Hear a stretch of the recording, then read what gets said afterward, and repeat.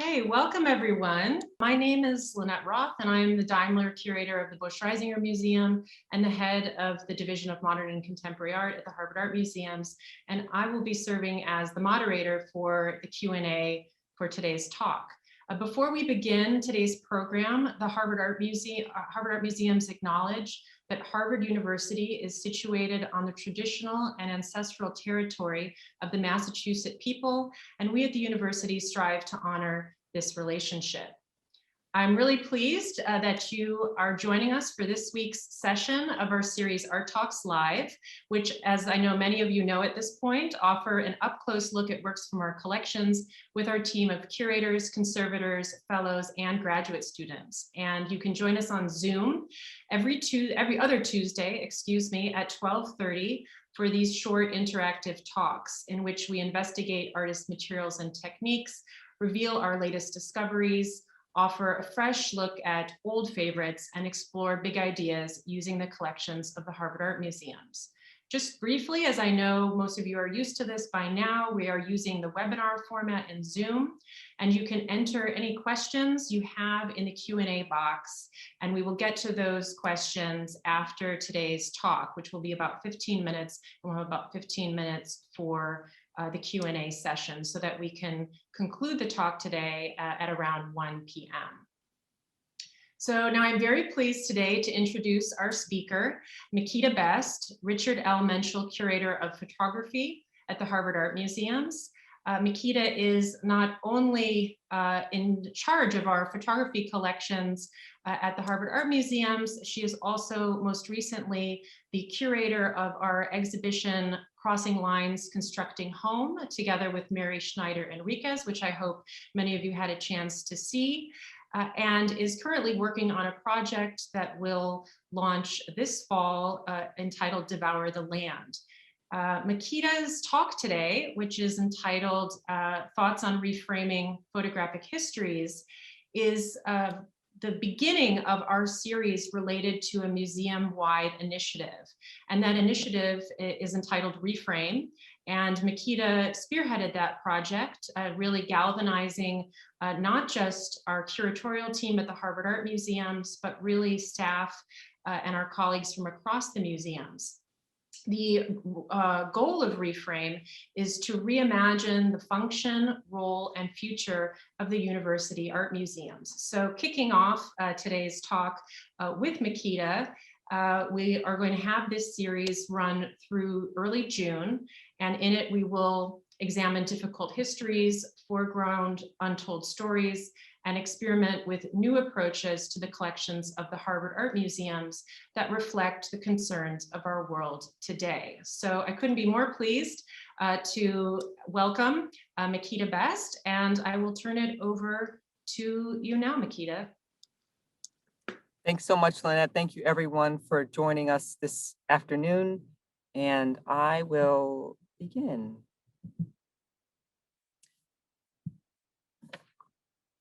Where does it start? What makes this an object appropriate for a teaching museum? How has its function as a teaching object changed over time? In 1939, Marion Post Walcott received instructions from her boss, economist Roy Stryker of the Farm Security Administration, to spend a month documenting tenant farming in Mississippi. Eventually, her 82-mile journey through the state brought her to Mileston, north of the capital of Jackson. There, she made images on the main street. In another series of images at one of the largest plantations in the area, known as Marcella, she documents work in the cotton fields, as well as the workers receiving their pay at the plantation store. She made several images of the line of people waiting outside the office, and then she abruptly shifted her position to inside the office where two clerks were dispensing vouchers. The resulting image from inside the brightly lit space can be graphically read as a series of repetitions and frames. The two small rectangular windows that frame the transaction taking place are echoed in the standing clerks. Throughout, stacks of paper, the square and rectangular forms ricochet throughout the space, sometimes stacked, sometimes scattered or tacked. The movements of the forms increase the depth in the image. Her vantage point allows us to see the clothing of the cashiers, the sheen in the fabric of the vest on the man in the left, the striped versus the plain shirt. We see the sharp lines of the hat. There is a deliberateness to the placement of that pin in the top center of that notepad. On the other side, the worker's straw hat with the rumpled brim and dirty band. The image could also be read from the perspective of the person whose hand comes through the unnecessarily small opening in the window. What is it like for someone with probably low literacy to face this room of paper and not know what any of it says, but to know that it very much has to do with your labor? To know that whatever it says on that voucher, a voucher to shop at the store owned by the people who are paying you, may or may not reflect the work you actually performed, but there is nothing that you can do because you can't read. What is it like to put your hand in there and to have that bar across your line of sight so that you can barely see those with whom you conduct this transaction? Or quite simply, what is it like to constantly have your sense of worth and humanity debased? Titled Cashiers Paying Off Cotton Pickers, Marcella Plantation, Mileston, Mississippi, 1939, Post Walcott's photograph arrived at Harvard in the early 1970s as part of the growing collection designed to serve as a teaching resource for the university and as material for installation in the university's art museum. What does it mean to speak at and to speak to this object? Whose voices speak from within it, and how do we hear those? Over the course of her time working for the FSA, Walcott made roughly 9,000 images. Cashiers Paying Off Cotton Pickers is not the most well-known, but with our collection, its presence is singular. How could it be used in the courses at the university and in exhibitions? What could these contexts of intention, argument, use, and display tell us about the subject? And what could they tell us about the histories and functions of photographs? To me, is a teaching object because it prompts these kinds of questions.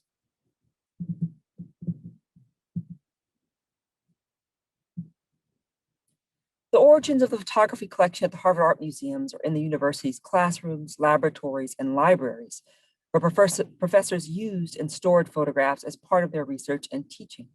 For example, Francis Greenwood Peabody, Harvard's Plummer Professor of Christian Morals from 1886 to 1913, created the Social Museum of Harvard University in order to, quote, promote investigations of modern social conditions and to direct the amelioration of industrial and social life.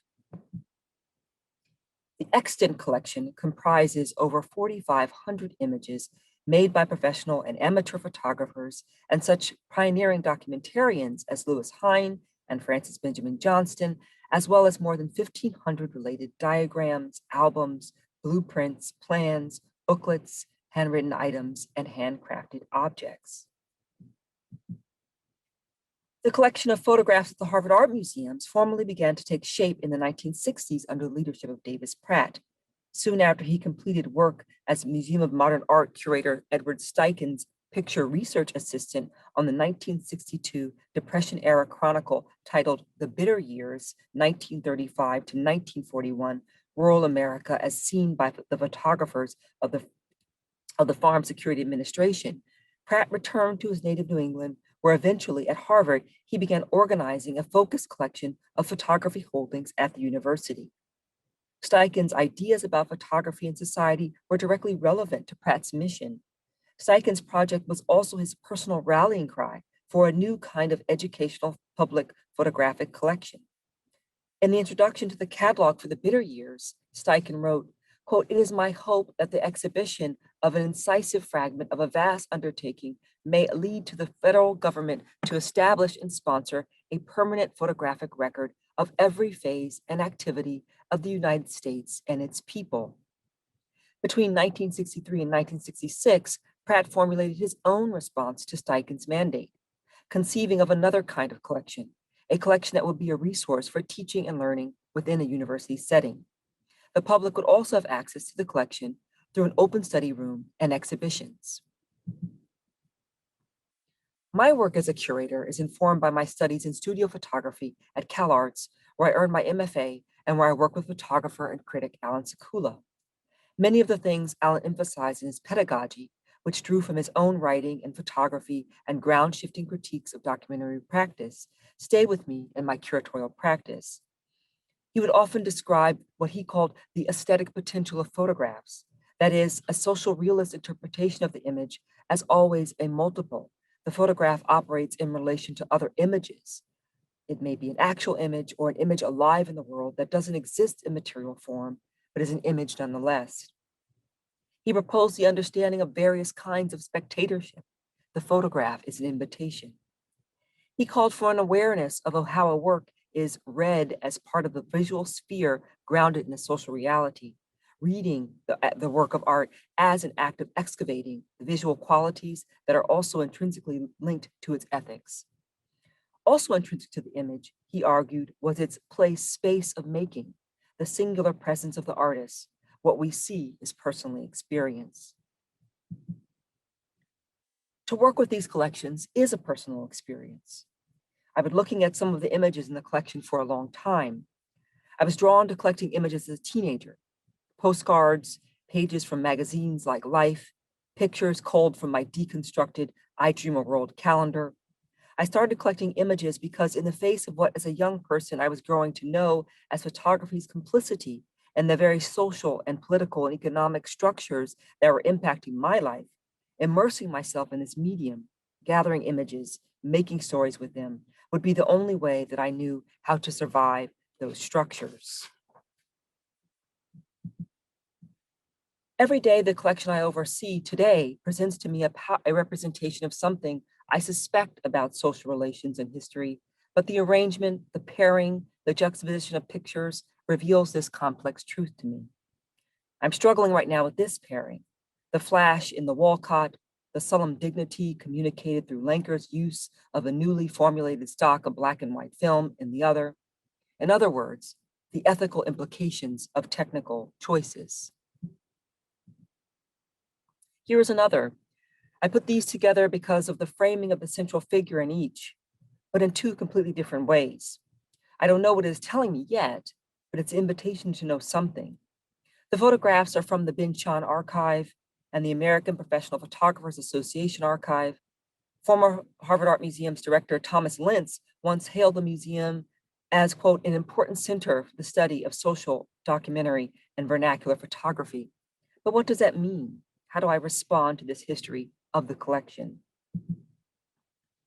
I acquired Elliot Jerome Brown Jr.'s photograph, for example, because of the way it refuses the access of the viewer, thus speaking to the ways African Americans have been represented historically in social documentary.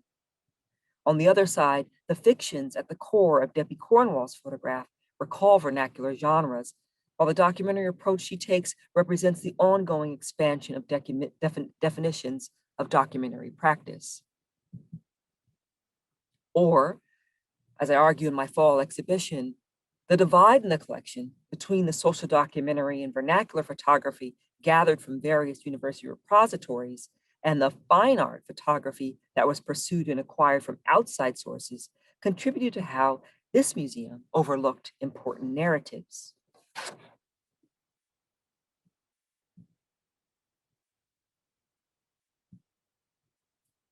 The exhibition that Pratt worked on, Steichens' The Bitter Years, was in fact the idea of Roy Streicher. Streicher would tell photographers like Walcott, quote, the job is to know enough about the subject matter to find its significance in itself and in relation to its surrounds, its time, and its function. Enough about the subject matter to find its significance in itself and in relation to its surrounds, its time, and its function. Streicher's instructions strike me as also a way to understand Pratt, a way to approach curating. I look at Pratt's 1966 layout and I see a provocation. The objects within the collection are statements. The objects collectively on the wall form a statement. But where I disagree is in the finite conception of the time of the image. And in this installation, in this photograph, Baldwin looks out at us, and so does the man in the ice cream shop, who presumably looks out at Baldwin too. To stand before the image is to realize a tension between an image both of its time and its connection and relation to our own.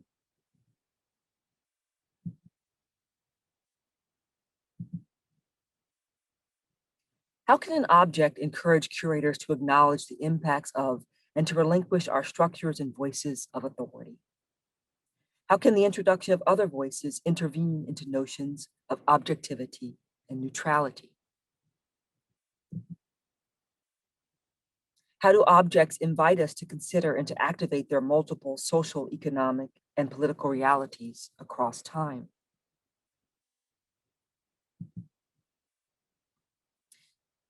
How can the installation of the collection function as a continuous and evolving conversation that invites and collaborates with viewers and engages multiple forms of knowledge? Thank you.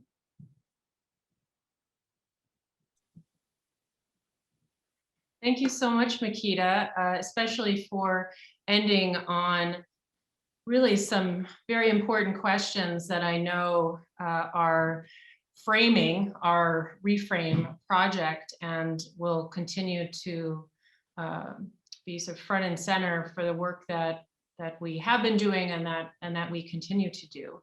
I am just checking the chat. We don't have any questions yet. I wanted to just say how wonderful it was for you to take us both through obviously the history of the photography collections of the fog and how they came to be in the art museum, but also thinking about your own curatorial process. And it was striking to me that a lot of the images that you were showing, starting with the Wolcott, if we're talking about sort of framing and how we're actually framing the approach, you had this sort of wonderful metaphor of the framing within the photograph itself. And it seemed that a lot of, now that we're looking at the Simmons or the photograph of Baldwin, there is so much happening that is actually dealing with sort of literal frame, the window, but also as spaces of exclusion, of spaces that only certain people have access to. So I was hoping maybe you could say a little bit more about that, and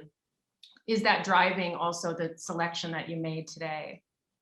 Yes, I mean, I think that one of the things that I was communicating through this presentation of images is the way that I like to think through images. And so the kind of looking through the collection and thinking about the idea of Reframe, I have been collecting images that engage with this and that do exactly as you were just suggesting, prompt me to think differently about access, about interior versus exterior, about the presentation of self, the presentation of a collective. And so the repetition of these forms was a way for me to think through this presentation, but it's also been a way for me to think through this idea of that we're embarking on, this idea of Reframe. But I think it's also trying to model for me how images teach me, and how in thinking of this, or conceiving of this idea of Reframe, I looked at images in order to think about, well, how do I want to approach these images in my time and place?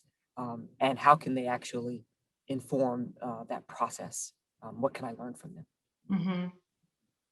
Yeah, we had a number of questions about your approach to the works that you were talking about. So one was about aesthetics in the context of social history, and whether or not a quote bad photo can still be important, and the reverse. I actually I've done a talk before on. I mean, I think that in the Harvard Art Museum's collection and academic collections, you often have quote unquote bad photos. I mean, you have photographs that were brought into the museum that were used in other settings, and so they aren't, necessarily aesthetically images that you might find in another collection. They may be made by an unknown maker. They may have mistakes in them. But I think that in each of those decisions, and this is where my own practice as a photographer comes in, the reason why I enjoy those is that in each of those decisions, we can think about the intentions, and we can think about the ways in which the photographer or the maker try to interact with the world. And in those mistakes, where that's kind of falling short and what that's actually revealing about the subject matter. So I think that actually bad pictures are great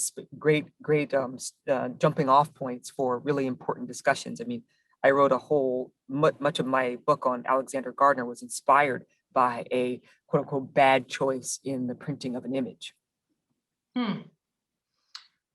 We had another question about how important the caption is to a photograph. Is it an entry point for the viewer, or does it form the viewer's opinion before they have a chance to see the image?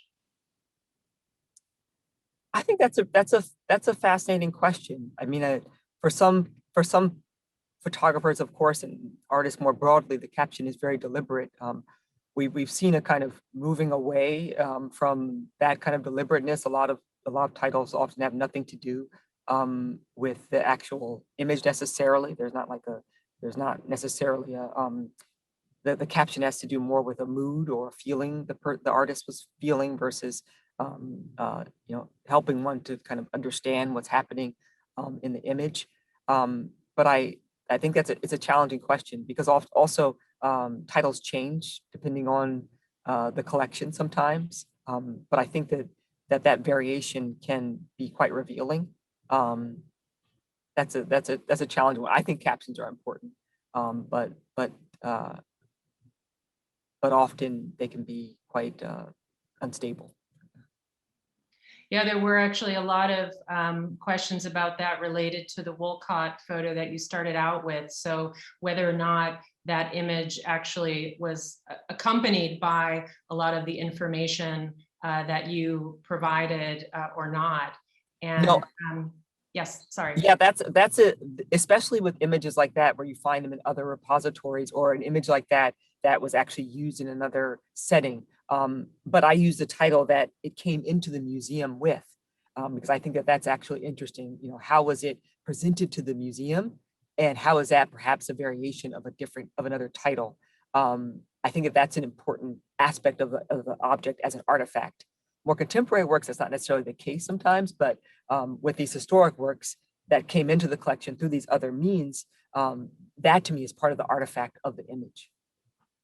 Yes, we discussed that in the last art talk with Laura Muir when we were talking about the Bauhaus collections and the way that those photographs also entered into the collection of the Busch Reisinger in very different ways, and how the actual material object revealed a lot of that information that was informing the way that we could understand how its understanding, or our understanding of it, has changed over time. I mean, then there's a way in which, I mean, you could revise all of these, of course, but what if at some point that's useful? What if that is actually a singular title that is at one point revealing of something? Right? So I think it is useful to keep it. There was one more question. There's so many wonderful questions and so much praise, Makeda, for your talk. There was a question also about the Wolcott photograph. Speaking of the layers of framing and exclusion, the question was, how does her status as a woman in the first half of the 20th century in the United States impact your reading of the photograph, if at all? I mean, I think that I tried to touch a little bit about on that when I spoke about my own kind of practice as a teenager and coming to photography really with a sense that engaging myself with this medium would be a way for me to really understand the history of African Americans in this country. It's a difficult image for me, but I think that it's necessary for me to see that in order to understand what that experience is, an experience that, you know, that I still live regardless of my not living in that time. I think it's so there, but there's another way to answer that, which is within the collection. It's interesting that wouldn't be an image necessarily that Walcott is most famous for. It's only an image that I've, and it wasn't even my favorite one. I mean, there's another image by Walcott that I think is even that many people will know. It's of the man entering the colored entrance of the movie theater, and people will know these other images. That one, not so much, but because of this collection and because how it stands out in this collection as a singular, as one of the few images that we have by her, all of a sudden this image became very important for me to look at and to know more about. So yeah, I think that my relationship to that image actually kind of came out of my context as a curator here. It wasn't an image that I was familiar with before. Mm-hmm. We have a question from Archie LaSalle, founder of Where Are All the Black People At?, who wants to know if Harvard will turn its focus on local Black photographers' work in the future. I mean, I certainly, I mean, I think that I've tried to do a lot of work to introduce many photographers into the collection, many African American photographers in the collection. I've introduced a lot of local photographers in the collection, so certainly I think that that's that I'm always trying to broaden our collection, and I do have a commitment to the local practitioners as well. And I think we also saw that even in the Crossing Lines Constructing Home exhibition, the way in which you also in your curatorial practice have brought also larger questions back to Boston and the Boston area. And we have a lot of questions about it was so wonderful to sort of move through your different rubrics, and one was the wall. And we had some questions about if you could say a little bit more about your strategies of display and how the organizations of the photographs on the wall plays a key role in how they're understood by visitors. And another participant also pointed that out, and that of course, if we're looking now on the Zoom screen, right, at these images in isolation. How does that change once they're in your hands, literally, and you're installing them at the museum? Yeah, it is interesting that on the Zoom screen there's a kind of static quality to them, and they feel very the space feels very static and flat. My own strategies for installation, if you've been to the Harvard Art Museums or not, I was trying to give a sense of the ways in which I enjoy telling stories through the kind of formal means and conceptual aspects. And I try to do that in this presentation, actually. The way in which we're moving inside and outside and the repetition of forms is something that I also try to replicate on walls.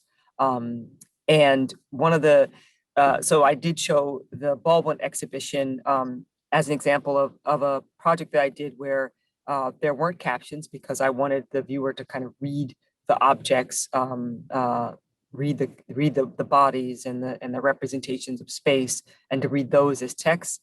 But also the installation was deliberate in that Baldwin was very much influenced by music, and so using his life as a rubric for that exhibition, the installation also mimicked a musical score. So each exhibition is different. My fall exhibition has various kinds of installations. One installation represents a very dense installation of photographs, and that is in order to reference the kind of influx of images and the great range of political and social activity at a particular moment in time. So I'm very much interested in this kind of interplay between creating a line of images on the wall that has a kind of a rhythm to it, but also in creating these kind of areas of density. I think that there are ways in which we can draw visitors in through a kind of bodily experience of space, through the play between density, elongation, changing spaces of works on the wall, changing the experience between reading and seeing. So those are some of the things that I do in the installation space in order to disrupt the kind of, the single line of photographs in a row. Mm.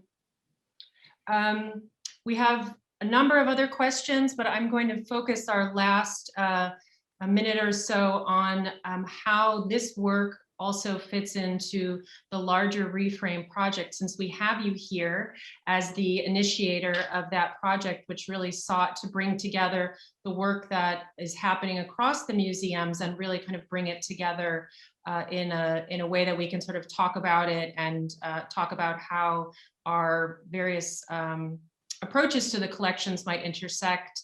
And there was a question about whether the Harvard Art Museums is sort of unique in trying to kind of reframe the collection, and if there are sort of other examples that you're aware of this happening, and also whether or not photography, in your opinion, lends itself even better to that sort of rethinking, and how we might bring that across to our visitors? So that's like a huge question. Yeah, no, I do think that photography is in many ways a model, because it has, especially at the museum, it is coming from so many different places that it demands a constant negotiation, and I think that when I presented the Baldwin installation, I think that that's an example for how we can think all in other ways, in letting go of our own authority as curators and leading an exhibition through the eyes of somebody else. So I think that that's an example. So I hope that what I've been doing offers, I don't want to say a model, but an example for my colleagues as they pursue their own work within their own collections. I think that at bottom, every curator has to figure out how this works for them. Photography has its own opportunities, but I think what I'm excited about is how each collection will discover what this means to that collection and to that curator. Great, thank you so much, Makeda, and we look forward to exploring those other curatorial approaches and aspects of the collection as this series continues through the end of June. So I do hope that you will join us, especially starting again in 2 weeks at the same time, Tuesday, March 23rd, for our next talk, which will be with Sarah Mallory. Sarah is a graduate intern at the Harvard Art Museums and a PhD candidate in the Department of the History of Art and Architecture at Harvard. And her talk is going to be the art of extinction in early modern Europe. And I just want to also mention, please join us tomorrow evening at 7 p.m. for a conversation on the work of Howardina Pendell, Kara Walker, and Carrie James Marshall.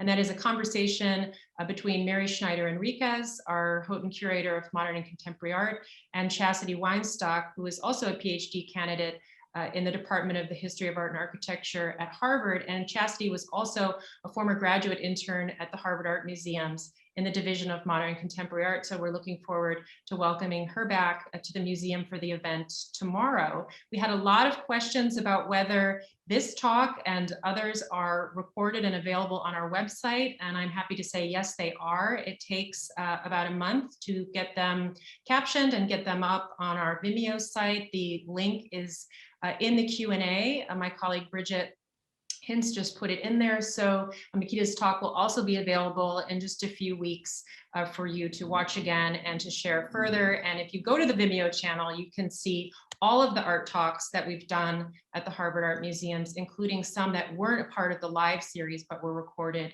in advance. So check it out. Thank you again, Makeda, for launching our Reframe series. And yeah, have a great day, everyone. Thank you so much. Have a good day.